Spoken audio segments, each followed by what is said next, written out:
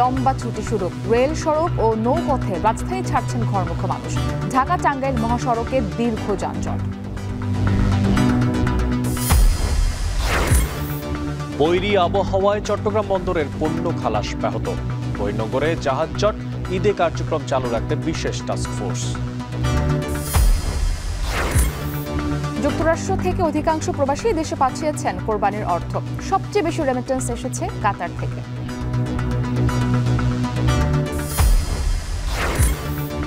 দূষণের সবচেয়ে বড় উৎস প্লাস্টিক বর্জ্য। আইন থাকলেও তা অকার্যকর। দূষণ প্রতিরোধে কঠোর হচ্ছে সরকার।